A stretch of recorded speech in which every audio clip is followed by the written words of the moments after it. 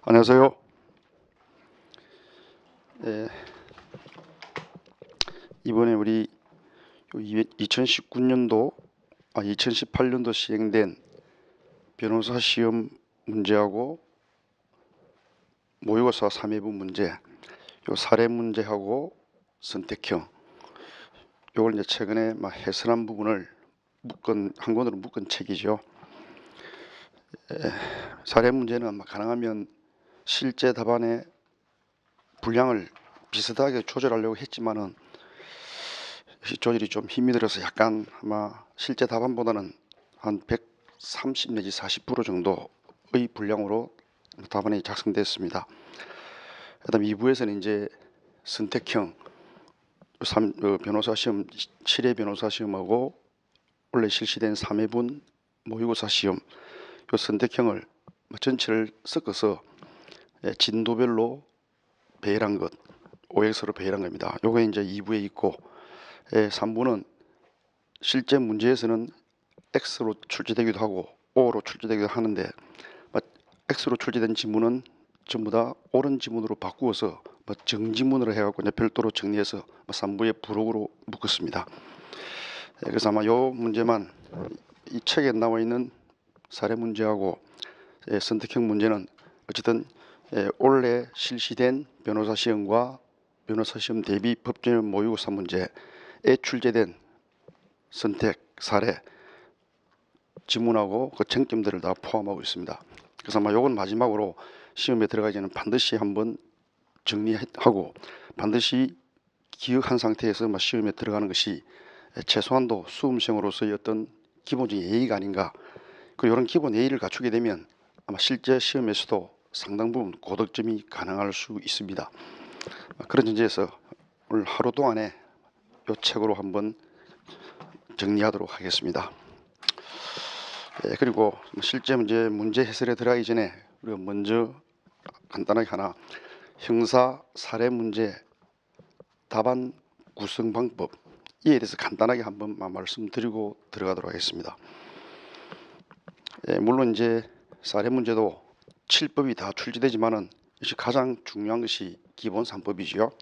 헌법, 민법, 형법, 헌민형 세 가지 법이고 이 세 가지 법은 비유컨대 아마 국어, 영어, 수학 이 세 가지 과목과 거의 유사한 측면이 있습니다. 다시 말하면 헌법은 국어에, 민법은 영어에, 형법은 수학과 아주 유사한 측면이 있습니다. 아마 헌법이 국어라는 것은 평소 잘 아는 것처럼 보이지만 실제로 너무 추상적이기 때문에 별로 아는 게 없는 이런 형식이죠. 민법이 영어라는 것은 죽도록 공부해도 점수가 잘 오르진 않습니다. 그렇다 해서 손을 놓고 있으면 어느 순간에 깜박눈이 되어버리죠. 그런 측면에서 민법이 영어하고 상당히 유사한 측면이 있습니다. 그런데 형법은 수학이기 때문에 기본적인 공식만 정확하게 이해하고 있으면 사례 문제를 해결하는 데서는 아주 간단합니다. 이 기본적인 공식을 모르기 때문에 처음 사례 문제를 접하는 분들은 상당히 당황하는 경향이 많습니다. 그래서 이번 시간을 통해서 사례 문제 해결 형법의 5가지 공식, 이 공식을 정확하게 숙지하고 앞으로 이제 문제 우리가 올해 실시된 문제 총 8문제를 하나하나 풀게 됩니다. 그 문제를 풀면서 이 공식이 어떻게 적용되는지 이걸 확인하면서 앞으로 사례 문제 나올 때는 이 공식을 적용하여 문제를 해결하는 이런 방식으로 계속 여러분들이 연습을 해 주신다면 실제 문제에서도 크게 당황하지 않고 최소한도 남들보다는 좀 더 체계적이고 그리고 알맹이 있는 이런 답안이 아마 구성되리라 이렇게 확신합니다. 그래서 우선 형법 사례 문제 답안 공식 다 아는 것이지만은 대체로 이 순서를 많이 빠뜨리는 사람이 많습니다. 다시 말하면 이 말이겠죠. 우리가 집을 지을 때 누구나 다 아는 것처럼 주춧돌이 필요하고 기둥이 필요하고 지붕이 필요합니다. 그럼 주춧돌이 맨 밑에 있고 주춧돌 위에 기둥이 그리고 그 기둥이 다시 이제 지붕을 지지하는 이런 형태로 돼야만 이게 집이 되는 거 아니냐면. 근데 답안을 보면 주춧돌도 있고 기둥도 있고 지붕도 있는데 어떤 답안은 지붕이 맨 밑에 그다음에 주춧돌 그다음 기둥 이런 식으로 구성되는 답안이 있습니다. 다시 말하면 범죄론의 어떤 체계적 지위 이를 무시해버리고 그냥 대충 사례에서 보이는 쟁점을 순서 없이 그냥 끄집어내다가 사용하다 보니까 이런 현상이 발생하는 겁니다. 그러니까 반드시 이제 이 공식을 우리가 정확하게 기억해 두신다면 이런 어리석음은 이제 범하지 않을 것이니까 반드시 이 5가지 공식 다 알고 있지만은 한 번 더 정리하고 가겠습니다. 제1공식. 원래 이제 형사사례 문제는 실제 형사재판, 형사재판 과정 이것하고 형사사례 해결 과정 이게 굉장히 유사합니다. 유사한데 실제 재판 과정이 이렇죠. 일단 추상적인 법전이 있습니다. 그 다음에 이제 구체적인 사실관계, 요 사실관계를 확정하죠. 확정하고 이 확정된 사실과 추상적인 법, 이 2가지를 일치시키는 작업, 요게 이제 재판 과정이죠. 그리고 이제 대부분의 수사 과정이라든가 재판 과정에서는 요 사실관계 확정, 여기에 초점이 있습니다. 이렇게 사실관계가 정확하게 확정되면 이 확정된 사실관계에 적용될 법, 요 법을 찾아내고 이 법을 발견한 다음 이 사실관계가 발견된 법, 이 법과 일치하는가 요걸 확인하죠. 그 일치시켜서 하나의 문장으로 만들면 요게 이제 판결문이 되는 겁니다. 요 일치시킨 작업, 요걸 우리 통상 포섭 절차랍니다. 포섭 절차. 요게 이제 중요하죠. 그런데 그럼 형사 사례 과정은 사례 해결은 어떤가? 당연히 사실관계 확정 요 과정이 생략됩니다. 왜냐하면 요 사실관계는 사례 문제다고요. 문제를 통하여 출제자가 이걸 제시합니다. 문제를 통해서 출제자가 사실관계를 제시해 줍니다. 제시해 주니까 따라서 사실관계 확정 요 절차가 생략되고, 다만 이제 사례 문제에서는 가장 중요한 것은 이런 얘기죠. 먼저 요 제시된 문제 요걸 한 몇 번 읽은 다음 요 제시된 문제를 분류합니다. 물론 사실관계가 간단하면 굳이 이 분류 작업이 필요 없지만은 좀 복잡할 때는 대체로 보면 시간적 흐름에 따라 사실관계를 분류합니다. 분류한 다음에 요 분류된 사실관계 여기에 적용될 법을 발견하고 이 법을 발견한 다음에 요 법이 이제 조문이죠. 법 발견. 여기 바로 문제되는 조문입니다. 예를 들어 제시된 문제가 절도죄라면 절도죄에 대한 형법 조문, 요 조문을 발견하죠. 조문을 발견한 다음 이 조문과 사실관계 요걸 일치시키는 포섭 절차죠. 포섭 절차. 요걸 진행하는 것. 요게 바로 사례 해결의 전부입니다. 전부인데 그래서 이제 여기 전부지만은 그런데 답안을 구성할 때는 기본적인 공식이 있습니다. 가장 기본적인 공식. 요 공식은 반드시 따라줘야 된다. 그래서 첫 번째 공식이 사실관계를 분류할 때 각 사실관계별로 가담자의 재책을 검토합니다. 그럼 만약 예를 들어서 여러 가지 사실관계 복잡할 때 이런 사실 한 3가지 사실이 있습니다. 근데 가장 초보 수험생들은 여기에 갑과 을 2사람이 등장하고 여기에 을과 병 3사람이 등장하고 여기에 갑, 병, 정 이렇게 3사람이 등장합니다. 이런 사실관계. 근데 이걸 무시해버리고 1번 갑의 재책, 2번 을의 재책, 3번 병의 재책, 4번 정의 재책 이렇게 답안을 구성하는 경우가 있습니다. 이렇게 돼버리면 결국 사실관계 1번에서 갑, 2번에서는 없고 3번에서 갑 이 2개만 등장합니다. 근데 1번에서는 갑이 정범이고 만약 3번째 사실관계에서는 갑이 공범이라면 먼저 병과 정범의 행위를 밝혀지지 않으면 공범인 갑의 재책을 밝힐 수가 없는 구조죠. 왜냐하면 공범은 반드시 정범의 불법에 종속하기 때문에 먼저 정범의 불법을 먼저 확인한 다음 비로소 공범의 범죄 성분을 검토해야 됩니다. 이런 기본적인 순서가 있으니까 그래서 가장 먼저 우리가 해야 되는 것이 바로 사실관계 분류입니다. 거기 공식 1번이죠. 사실관계를 분류하고 각 사실관계별로 가담자의 재책을 검토할 것. 첫 번째가 이제 이건 간단하게 옆에 써놓겠습니다.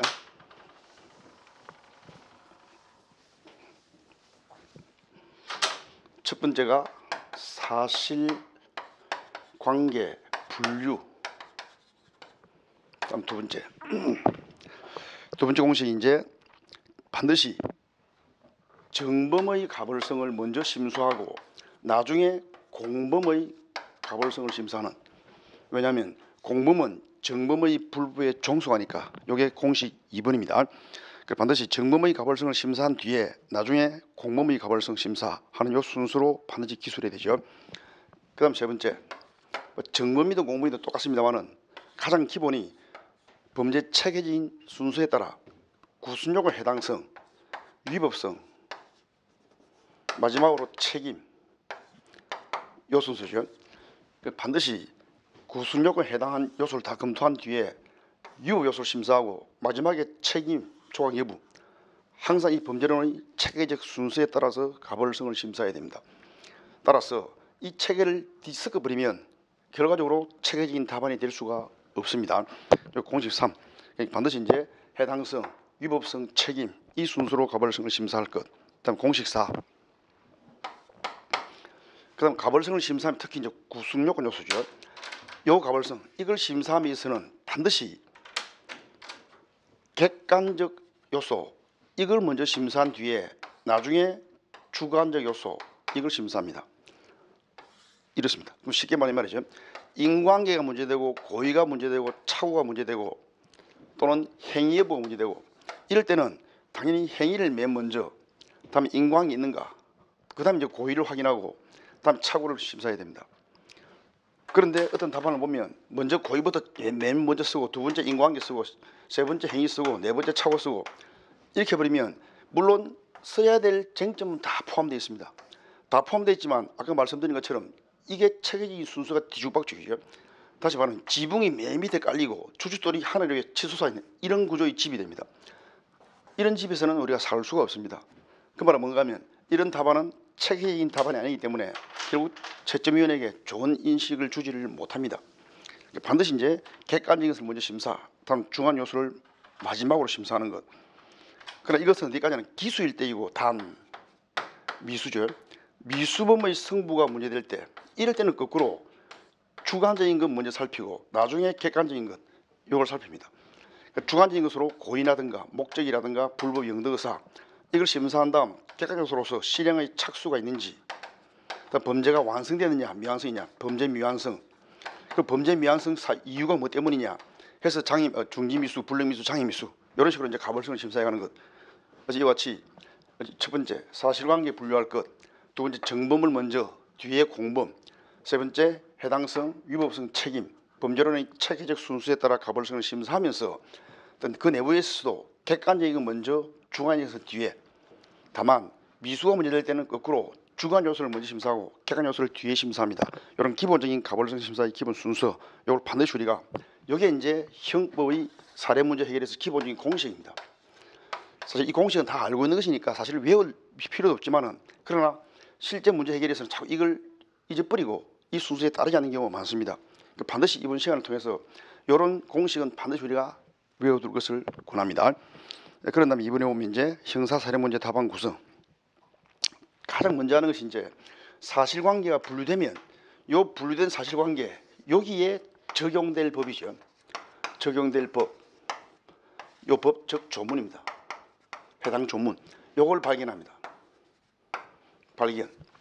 그거 이제 1번이죠. 각 사실관계별로 이와 같이 검토를 요하는 법, 즉 법률 조문 요걸 발견합니다. 그 다음 두 번째 요 범죄 조문 요 조문을 참고하여 범죄 개념을 먼저 서술합니다. 개념을 범죄 개념 서술. 그럼 예를 들어서 이제 우리가 절도가 문제되면 조문을 보면 타인의 재물을 절취한 자 이렇게 되어 있으니까 그 범죄 개념 절도죄란 타인의 재물을 절취함으로써 성립하는 범죄이다. 이렇게 이제 범죄 개념 쉽게 말하면 이 말이죠. 조문을 가지고 범죄 개념을 자유자재로 만들어낼 수 있어야 됩니다. 그 조문 가지고 놀기죠. 조문 가지고 자기 마음대로 놀 수 있는 이렇게 해서 조문을 정확하게 기억해둘 필요가 있습니다. 물론 나중에 법전을 주니까 뭐 조문을 외워둘 필요는 없습니다만 어쨌든 조문을 가지고 범죄 개념을 자유자재로 만들어낼 수 있어야 합니다. 사례 문제 경우는 선택형과는 달리 선택형의 경우는 그냥 판례의 전체적인 취지만 이해하고 있으면 5가지 지문 중에 옳고 그른 것 이걸 찾아내면 되니까 암기할 필요는 없습니다만 사례형의 경우는 하나의 사례만 주고 요 사례에다가 이걸 가지고 4페이지요. 요 4페이지 답안 분량을 빼곡하게 채워 넣어야 됩니다. 그렇다면 이걸 채워 넣기 위해서는 이제 범죄 개념을 만들어내고 그 다음에 이제 그 범죄 개념과 관련된 핵심 쟁점들이죠. 이 쟁점과 관련된 개념 요건 반드시 암기하고 있어야 돼요. 암기하고 있어야 되고 쟁점과 관련된 판례 입장, 판례 요지죠. 요지. 요것은 무조건 외워야 됩니다.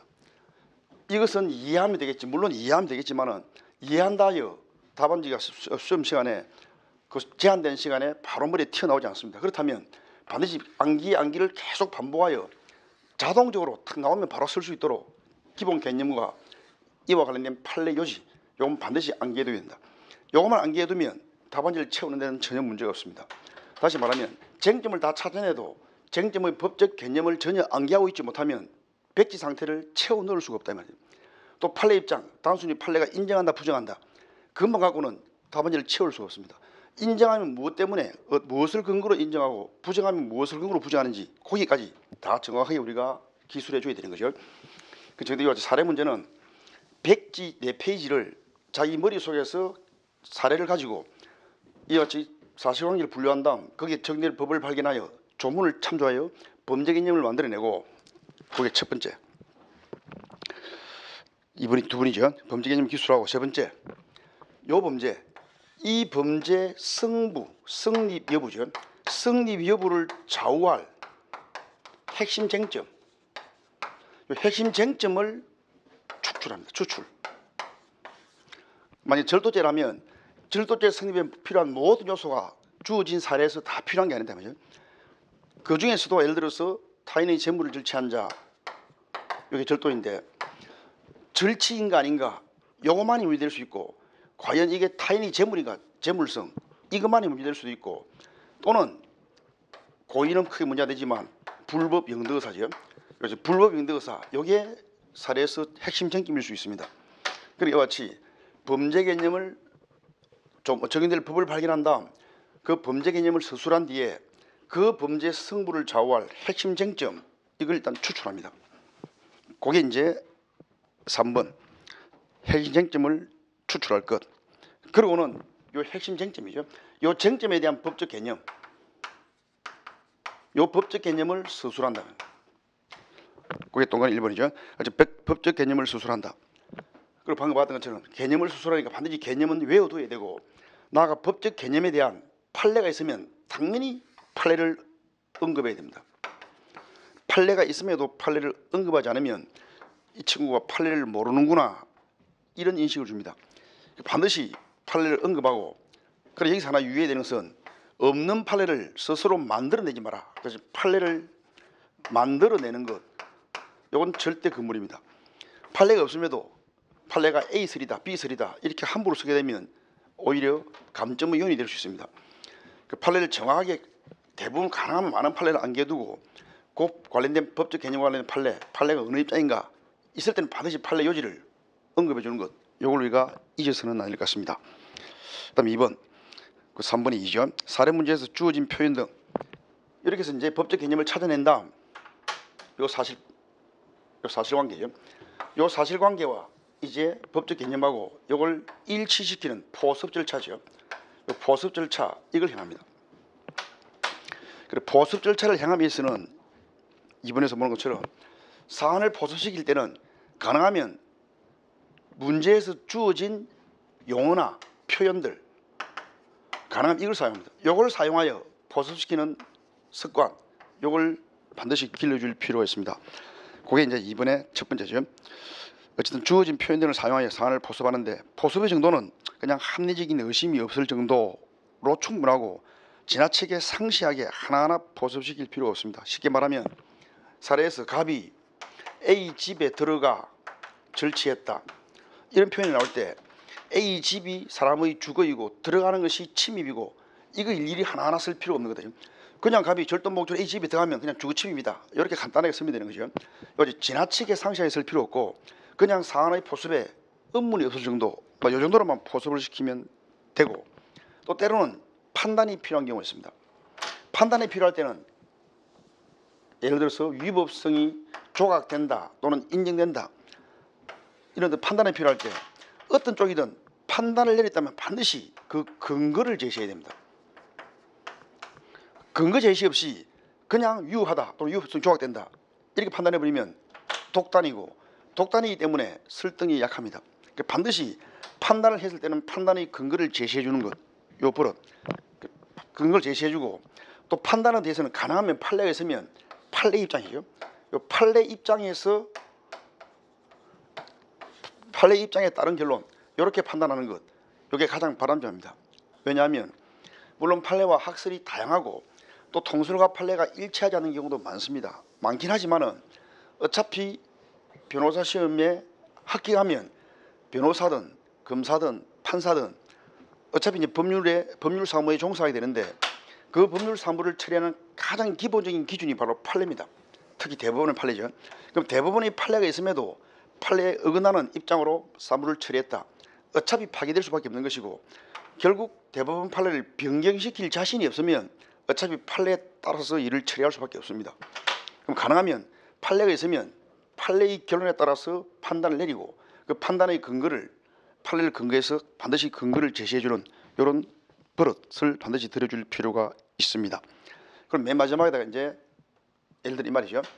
A 사실 갑의 예책, 을의 예책, B 사실에 을의 예책, 병의 예책, C 사실에 갑의 예책, 병의 예책 이렇게 나왔으면 마지막에다가 사안의 해결이죠. 맨 마지막 부분 항상 사안의 해결 이런 이름을 붙이고 여기다가 이제 반드시 죄수를 판단합니다.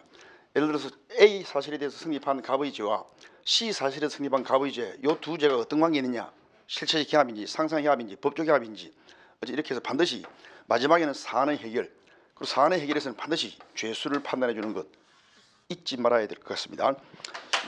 우리가 더 이상 해석을 하게 볼 수는 없습니다만은 어쨌든 기본적으로 형사 사례 문제 해결에서 가장 중요한 것이 요 네 가지 공식에 따르고, 그러면서 사례 해결 방식은 첫 번째 사실관계에 적용될 법을 조문을 발견하고, 그러고는 그 조문을 가지고 범죄 개념을 서술한 뒤 문제되는 즉 주어지는 사실관계에서 그 범죄의 승부를 좌우할 핵심 쟁점이 뭔가, 이 쟁점을 추출한 뒤에 쟁점에 대한 법적 개념을 서술한 뒤 이 사실관계와 일치시키는 포섭 절차를 행하는 것. 결국 답안의 본문은 다 이 포섭 절차입니다.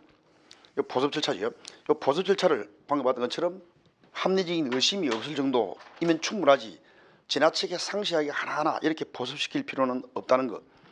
그런데 포섭을 행하면서는 가능하면 사례 문제를 제시한 문제 출제자가 출제한 사례 문제에 나타나는 어떤 용어나 표현, 이걸 사용하면서 사안을 포섭시키는 버릇을 들여줄 필요가 있고, 또 어떤 판단을 내릴 때는 반드시 그 근거를 제시한다. 근거를 제시하면서는 판례가 있으면 역시 판례 입장에 따라 결론을 내리고, 근거 제시 없이 그냥 단순히 유효하다, 유효성이 조각된다 이렇게 단정적으로 쓰는 것은 자칫 독단적인 판단의 우려가 있으니까 따라서 좋은 인상을 주지 못한다는 점, 이런 점을 중심으로 해서 이제 앞으로 이제 사례 문제를 하나하나 해결하는 것으로 연습을 해보겠습니다.